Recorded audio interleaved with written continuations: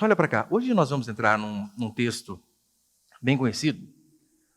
E perguntas que eu e você devemos fazer é a seguinte: o que foi de fato o Pentecostes? Esse tal vento impetuoso, essas línguas de fogo que pousaram sobre a cabeça daquelas pessoas que estavam reunidas juntamente com os apóstolos, e as línguas estranhas que vai falar aqui no capítulo 2 também. Será de fato que línguas estranhas, como a maioria dos irmãos pentecostais creem, é o selo, a evidência de que nós somos batizados com o Espírito Santo? É disso que vai tratar este texto aqui. Só que antes de entrar propriamente nessa parte, eu quero falar sobre a grande diferença do cristianismo verdadeiro para a falsa religião e o que foi o Pentecostes, para você saber o que nós estamos tratando. Vamos ler então? Você pode ler comigo, por favor? Não está muito alto aí fora, não? Não está muito alto, Henrique? Ou tá bom? Tá. Mais ou menos, mais ou menos. Calma, só baixa um pouquinho o retorno para mim então, por favor. Um pouquinho coisa só o retorno. Atos capítulo 2, vamos ler o versículo do 1 até o 3, o restante a gente lê depois, tá bom? Atos 2, versículo 1, diz assim a palavra do Senhor. Ao chegar o dia de Pentecostes, todos estavam reunidos no mesmo lugar. De repente, veio do céu um som como de um vento impetuoso e encheu toda a casa onde estavam sentados. E apareceram umas línguas como de fogo distribuídas entre eles, e sobre cada um pousou uma. A primeira coisa que você devemos fazer, antes de propriamente ir para a parte que muitos julgam ser mais interessante, é fazermos a seguinte pergunta: como homens insignificantes, iletrados, é isso que vai dizer, por exemplo, no capítulo 4, como homens humildes conseguiram fazer tão grandes coisas na sociedade ao qual eles estavam incluídos? Atos vai dizer que eles eram homens sem erudição. Diferente. Normalmente as pessoas que fazem sucesso, né, que as pessoas dão ouvidos a elas, são esse tipo de pessoas. Não era o caso dos apóstolos. Porque parece-nos ridículo insinuar que tais homens, sem instrução, sem nenhum poder político, sem nenhuma influência na sociedade. Qual influência eles tinham? Nenhuma. Eles não eram financiados por governos, eles não tinham seguidores em redes sociais, nada. Como esses homens, por seus próprios esforços e habilidades, poderiam fazer o sucesso que o livro de Atos e toda a história vai descrever? Tanto é que nós vamos ler aqui, esses homens alvoroçaram o mundo. Como? Pessoas comuns como nós chegaram a fazer determinadas coisas. Como foi que isso aconteceu? A resposta é só uma. Sabe qual? O mundo ficou alvoroçado não foi pelo que eles fizeram, mas pelo que Deus fez na vida deles, através deles. Essa é a única resposta plausível, e é isso que nós vamos ver aqui, né? Eu quero passar alguns princípios aqui. Põe primeiro, por favor, ali. O tema da minha pregação hoje, línguas estranhas. Não que você vai sair daqui falando, fique em paz aí, vou explicar, tá? Põe ali, por favor, Samuel. Primeiro, a diferença entre o cristianismo e a falsa religião. Veja, o mover de Deus jamais começa pelo homem. O homem fazendo algo até Deus, para chegar a Deus. Não é assim. Martin Lloyd Jones, de forma bem acertada, olha o que ele vai dizer. Qualquer coisa que seja controlada por nós, tenha vida ou não, não é cristianismo. Cristianismo é algo que nos controla, nos domina. É algo que acontece conosco.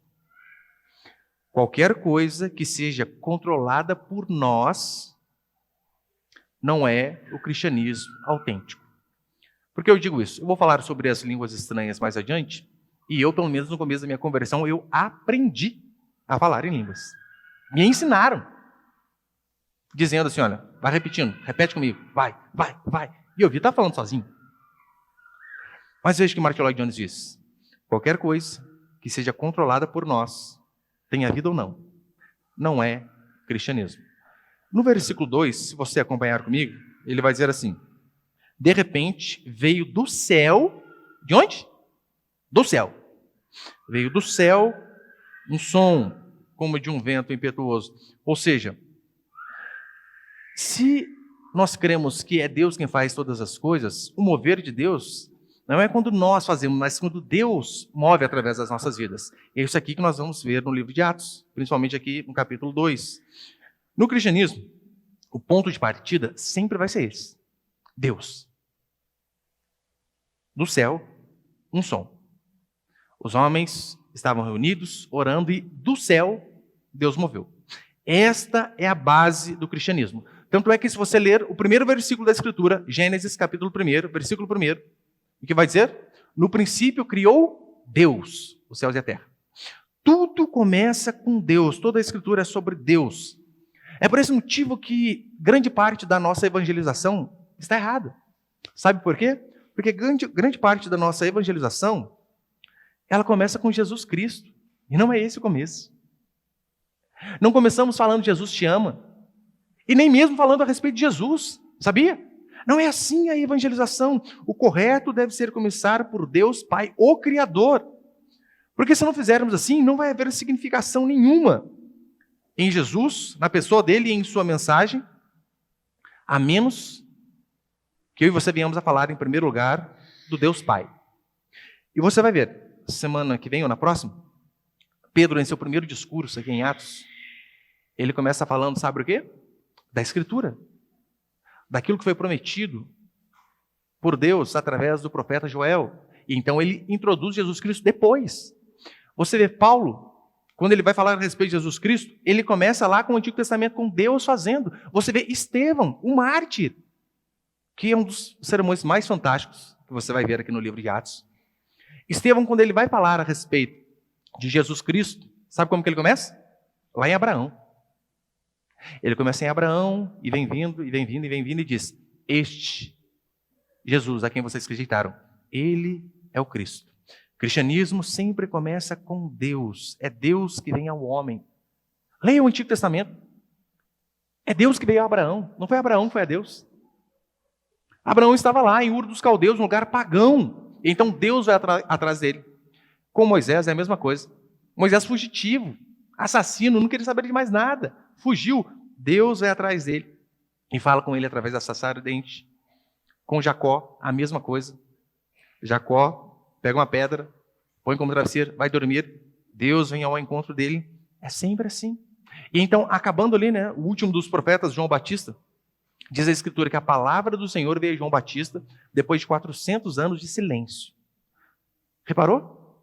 Deus vindo. Isto é cristianismo verdadeiro.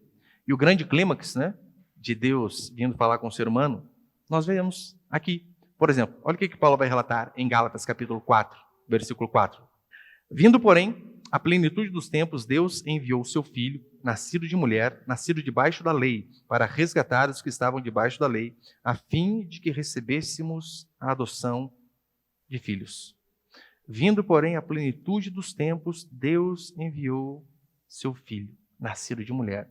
Quando as coisas estavam completas, Deus então envia o seu Filho. É Deus enviando o seu Filho amado. Isso é cristianismo. Para quê? Para que todo aquele que nele crê não pereça, mas tenha vida eterna. Aqui em Atos 2, nós vemos o início da igreja cristã. Dessa igreja a qual nós fazemos parte. Este daqui é o começo. E você viu como que começa a igreja cristã? Ela não começa através da capacidade de eloquência de alguns homens que estavam reunidos ali. Não. Ela não começa devido à inteligência de alguns apóstolos que estavam ali. Não. Ela começa através de Deus falando do céu ao seu povo. Então é isso que nós lemos? E cumprindo o dia de Pentecostes, estavam todos reunidos no mesmo lugar. Todos reunidos. Para essa mensagem não ficar muito extensa, eu dividi ela em duas partes. Uma hoje, a outra quarta que vem. Põe o segundo, por favor. Segundo princípio, o que foi o Pentecostes? Acompanhe comigo o versículo 1 novamente, por favor. Ao chegar o dia de Pentecostes, todos estavam reunidos no mesmo lugar. A palavra grega, aqui que vai definir o que é Pentecostes, ela significa de fato 50º, 50. Ou seja, era uma festa comemorada 50 dias depois da Páscoa. 50 dias depois da Páscoa. E nessa festa, para você ter uma ideia, a população de Jerusalém triplicava. Muita gente. É igual, já viu o dia 12 quem é Aparecida? O tanto de gente que vem? Era mais ou menos aquilo ali. Muita gente mesmo. E vinha gente de todas as nações, de todos os lugares conhecidos ali. No versículo 5, acompanha comigo, por favor. Estavam em Jerusalém judeus piedosos de todas as nações que há debaixo do céu. Ou seja, o mundo conhecido em si, né, de todos os lugares, tinha representante ali. E você lembra? Jesus Cristo ele ressuscitou na Páscoa. E então diz a Escritura que ele, durante 40 dias, aparece aos seus discípulos. Depois ele é assunto aos céus. Depois dele ser elevado, os anjos vêm e dizem assim, olha, esse Jesus aqui vocês viram subir, ele vai voltar. E o que Jesus tinha ordenado a eles no capítulo 1? Fiquem em Jerusalém. Não saiam daí até que vocês sejam revestidos de poder. Já tinha passado 40 dias, então eles ficaram mais 10 dias reunidos, orando. E então completou-se o dia de Pentecostes, os 50, e nós vemos aqui de fato essa festa acontecendo. No versículo 1, uma versão literal da Escritura, a tradução dela excelente mesmo, seria a seguinte: quando o dia de Pentecostes estava sendo cumprido, ou seja, né, o período completo. Então, para os apóstolos, esse aqui é o início de uma nova era. O que hoje alguns vão dizer a era da graça, é basicamente isso aqui, né? Começa aqui. Aqui começa uma nova era. E um aspecto importante da vinda do Espírito Santo, repare, é algo que veio de forma súbita. De repente, eles estavam orando e Deus simplesmente agiu. Não havia uma hora programada, um tempo programado, mas eles veio de forma súbita, sem dia marcado, como se fosse a volta de Jesus Cristo, né? Não, fiquem lá e vocês vão ser revestidos. E nós vemos alguns fenômenos sobrenaturais que acontecendo, milagres mesmo. Por exemplo, Lucas vai declarar assim, que um som como de um vento impetuoso, não tem nada a ver com tempestade, era apenas barulho de tempestade. O vento, barulho do vento. Depois do versículo 3, ainda vai dizer assim, e apareceram umas línguas como de fogo, distribuídas entre eles, e sobre cada um pousou uma. Aqui é basicamente o cumprimento da profecia de João, né? Vocês serão batizados com o Espírito Santo com fogo, não muito depois daqueles dias. E no Antigo Testamento, não sei se você lembra, via de regra, né? O fogo ele é usado como símbolo de santidade de Deus falando com o seu povo. E foi o exemplo que eu falei para vocês de Moisés falando com Deus através da sarça ardente ali. E olha que observação interessante. Muitos aqui vão dizer o seguinte, olha, esse milagre foi o quê? Os discípulos falando em seus idiomas e as pessoas que estavam ali de diversas nações entendiam o que eles falavam. Mas não dá para acreditar nisso, sabe por quê? Olha, porque o Espírito Santo ele veio sobre os discípulos, sobre os apóstolos, não foi sobre o povão ainda. Não, ainda não. Então, de fato, o milagre foi através da fala daquele povo ali. E é interessante, né? E línguas como de fogo pousaram sobre cada um deles. Eu não tenho nem ideia como foi isso. Eu tentei buscar na internet alguma imagem parecida, não dá para entender. Mas aqui diz que foi algo literal, né? Não foi uma visão que o povo teve, não, né? Línguas como de fogo, não sei, seu cabelo parecia uma língua assim, flamejante, não sei. Mas de fato isso que aconteceu. Todavia, eu sei que o versículo que mais traz polêmica é o versículo 4, e esse é o meu terceiro princípio, para encerrar. Põe ali, por favor. Acompanhe comigo, versículo 4 em diante, por favor. Olha o que vai dizer. Atos capítulo 2, versículo 4. Todos ficaram cheios do Espírito Santo e começaram a falar em outras línguas, conforme o Espírito lhes concedia. E veja, essas outras línguas aqui não tem a ver com a língua que estava sobre a cabeça deles, não. É diferente, né? Diferente. Versículo 5. Estavam em Jerusalém judeus piedosos de todas as nações que há debaixo do céu. Quando o som foi ouvido, a multidão se aglomerou e todos ficaram confusos, pois cada um os ouvia falar na sua própria língua. E perplexos e admirados diziam uns aos outros, por acaso esses que estão falando não são todos galileus? Como então cada um de nós os ouve falar em nossa língua materna? Queridos, se você for apenas honesto com o texto, não há dificuldade em se entender isso aqui. Não há.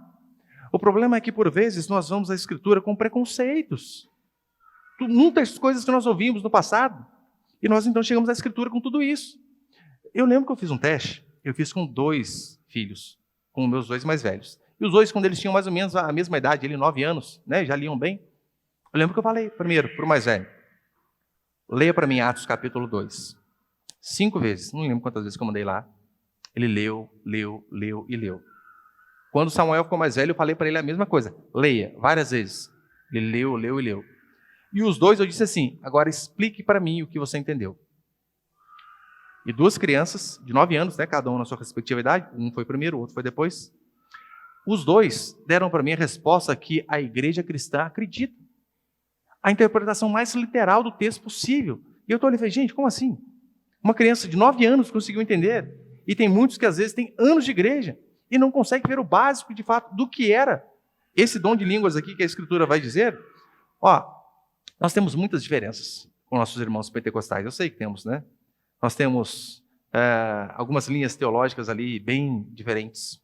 Nós temos hábitos diferentes. O culto às vezes é diferente, né? Se você já foi a algum culto pentecostal, você sabe, né? Não é meio igual ao nosso. Tanto é que eles carinhosamente nos chamam de igreja sorveteriana, que nós somos gelados demais. Porque eles são mais fervorosos um pouco na oração ali, e a oportunidade para um, para outro, coral das irmãs, dos jovens, dos velhos, é tudo isso aí, né? Bem diferente em algumas coisas ali. Em relação à doutrina, por exemplo, nós não temos pastoras, eles pensam diferente de nós. Mas, todavia, os pentecostais são irmãos. São irmãos nossos em Cristo. Diferente em alguns aspectos, sim, mas são irmãos.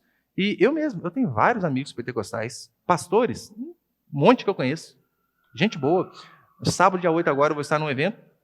E de manhã quem vai estar no evento vai ser eu e o pastor Eliseu Rodrigues, um pentecostal clássico. Acredita muito diferente de mim, reformado calvinista em alguns aspectos, mas a gente vai estar no mesmo evento. Não tem problema nenhum em relação a isso aí. Nós acreditamos que, por exemplo, se vem um pentecostal para a nossa igreja, ele não precisa batizar de novo. E tem algumas igrejas que tem que fazer isso, né? Você batiza outra vez. Não tem necessidade disso.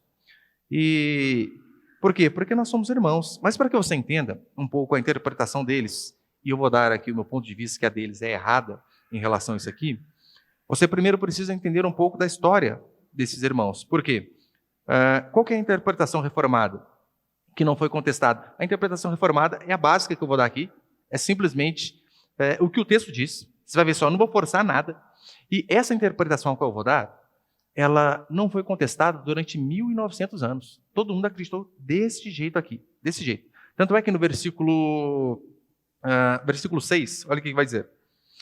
Quando o som foi ouvido, a multidão se aglomerou e todos ficaram confusos, pois cada um os ouvia falar na sua própria língua. Versículo 8. Como, então, cada um de nós os ouve falar em nossa língua materna? Qual a sua língua materna, meu irmão? Português. Versículo 11.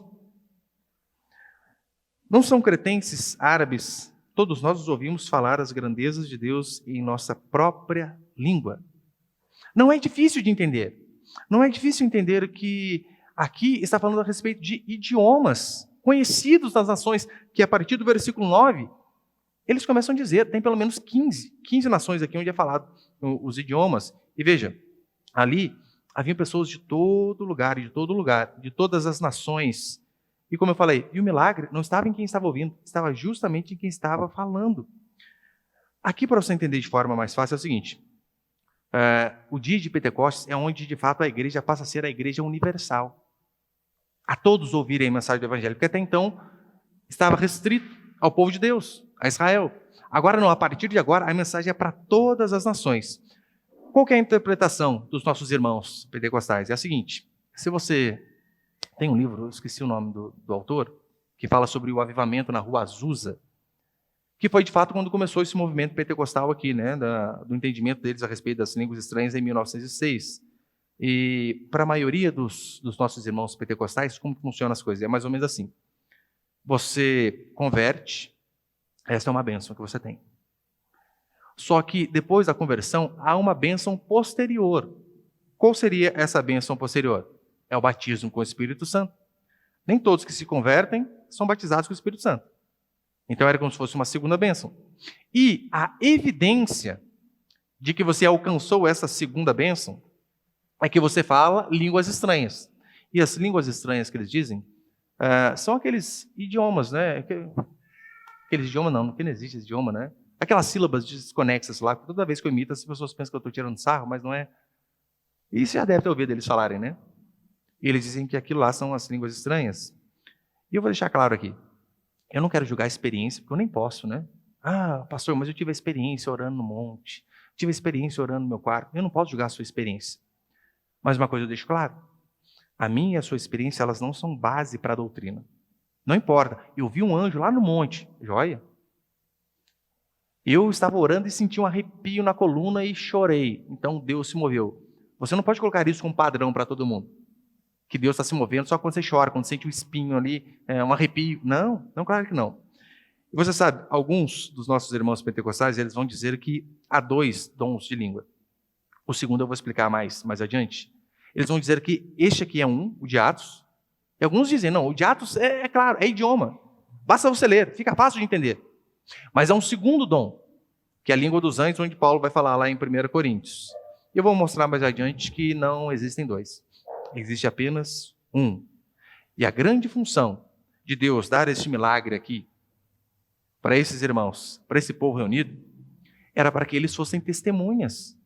Lembra o versículo 18 do capítulo 1, versículo 8, acompanhe, por favor. Atos 8, Atos 1, versículo 8, olha o que vai dizer. Mas recebereis poder quando o Espírito Santo descer sobre vós. Com qual finalidade?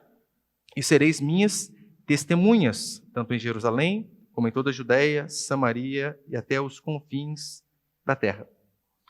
O objetivo daqueles irmãos falarem outros idiomas de forma miraculosa era apenas um: testemunhar. Testemunhar as grandezas de Deus. Por quê? Porque eles eram galileus, provavelmente falavam aramaico. Então, eles não tinham tempo hábil para fazer um cursinho do CCAA para sair pregando. Não, eles precisavam de algo miraculoso. E Deus então aproveita aquela reunião de pessoas de todos os lugares. Você vai ver, tem 15 nações aqui, e usa aquele evento para que o evangelho fosse difundido. Ou, para você entender melhor, é mais ou menos o seguinte: foi em 2014 que a Copa do Mundo foi aqui no Brasil, né? Foi? 7-1 foi aqui, 2014, né? Lembra? 7-1, você lembra, né? Não é possível que você não lembra. Dia do aniversário do meu mais velho. O Brasil toma 7-1. Oh, delícia. Eu lembro que o Brasil recebeu pessoas de todas as nações, basicamente. De quase todo canto do globo tinha algum representante aqui. E era mais ou menos o que estava acontecendo ali em Atos 2. Pessoas de todo mundo conhecido estavam naquela festa.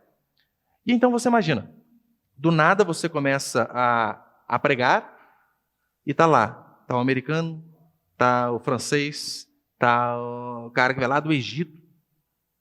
E então aqueles homens, humildes e simples, começaram a pregar as grandezas de Deus na língua daquele povo. Então aí a igreja cristã de fato começa. O dom de línguas, ele basicamente é 2 coisas. Ele é um sinal e ele é um poder. Por quê? Ele é um sinal de que a aliança está estabelecida agora, não apenas com Israel, mas com todas as nações. É como se fosse um Babel ao contrário, né? Em Babel, Deus dividiu o povo, ninguém entendeu ninguém. Agora, através dos idiomas, ele fez a sua grandeza ser conhecida. E é o poder, por quê? Ora, porque os discípulos precisavam disso para testemunhar. Então, eu respeito muito aqueles irmãos que entendem o dom de línguas aqui como essas sílabas desconexas, mas o texto deixa claro, né? Deixa claro. Veja para você ver, já estou encerrando. É só você ler o texto de forma natural. Eu não vou forçar nenhuma interpretação, eu vou apenas ler. Acompanhe para você ver. Versículo 5 em diante, até o 13. Estavam em Jerusalém judeus piedosos de todas as nações que há debaixo do céu. Quando o som foi ouvido, a multidão se aglomerou e todos ficaram confusos, pois cada um os ouvia falar na sua própria língua. E perplexos e admirados diziam uns aos outros: por acaso estes que estão falando não são todos galileus? Ou seja, eles falam aramaico. Como assim? Eles estão falando a nossa língua. É só isso que eles estão dizendo. Por isso que eles ficaram perplexos. Versículo 8. Como então cada um de nós os ouve falar em nossa língua materna? Ou seja, o cara é de outro país. Ele está ouvindo aqueles homens iletrados falar no idioma deles. Idioma materno, fica fácil entender. Depois ele vai dizer, no versículo 9. Partos, medos, elamitas, habitantes da Mesopotâmia, da Judéia, da Capadócia, do Ponto, da Ásia, da Frígia, da Panfilha, do Egito, das regiões da Líbia, próximas a Cirene, romanos aqui residentes, tanto judeus como convertidos ao judaísmo. cretenses e árabes, todos nós os ouvimos falar das grandezas de Deus em nossa própria língua. Perplexos e pasmos, todos diziam uns aos outros: o que isso quer dizer? Mas outros, zombando, diziam: eles estão embriagados com vinho. Ou seja, o texto se explica. Você reparou que eu não forcei interpretação nenhuma. Não tem como você tentar arrancar outra coisa desse texto a não ser isso. Aqueles homens humildes, pobres, pecadores, de uma forma miraculosa, em uma festa onde estavam representantes de todo mundo conhecido, eles começaram a falar as grandezas de Deus no idioma das pessoas. E aquelas pessoas entendiam, por isso eles perguntavam: o que é isso? Como? Como nós ouvimos falar em nossa própria língua materna? Não há nenhuma forçação de barra. E eu sei que eu vou deixar para falar semana que vem, claro, né? Semana que vem eu vou falar sobre isso, porque nós vemos na Escritura Paulo dizendo que o dom de línguas ele é inferior ao dom de profecia. Mas, via de regra, nas igrejas pentecostais, se você não fala em línguas, você é quase que um que fica de escanteio. Quase que um que fica de escanteio. Eu vou mostrar para vocês que não há dois dons de línguas. Não, não há dois. Eu vou mostrar para você que o de Atos e o de Coríntios é o mesmo. Eu vou mostrar para vocês que a língua dos anjos, como eles vão dizer, né, que seria um outro dom, já começa por aí. Aqui, nós vemos, de fato, a base doutrinária para o dom de língua pentecostal. Esta é a base. Quero saber sobre o dom de línguas pentecostal? Está aqui, Atos 2. Ah, mas se Deus desse um outro dom, ele não colocaria em nenhum outro lugar da Escritura a explicação sobre aquele dom? Será? Um ele explica exatamente o que é, e o outro ele deixa a gente entender. Não, claro que não. E além do mais, eu vou falar para vocês que, ainda que você acredite, né, que a língua dos anjos é essa língua em que os nossos irmãos pentecostais falam, você vai ver, Paulo coloca regras. Regras. Não é bagunça, não. Não é gritaria na igreja, todo mundo falando junto, não.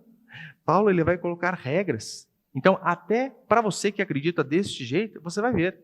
Paulo disse, olha, fala 1, fala 2, no máximo 3. Acabou.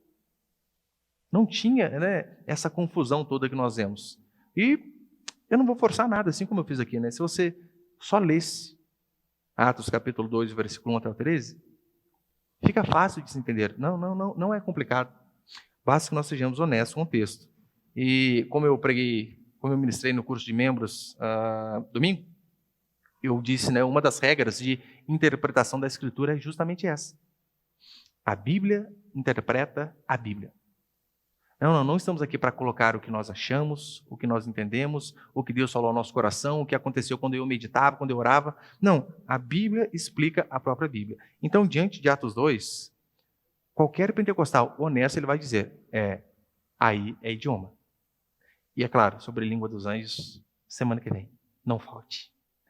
Você pode ficar de pé aí por um instante, por favor? Vamos orar? Por favor, vamos orar? Por favor?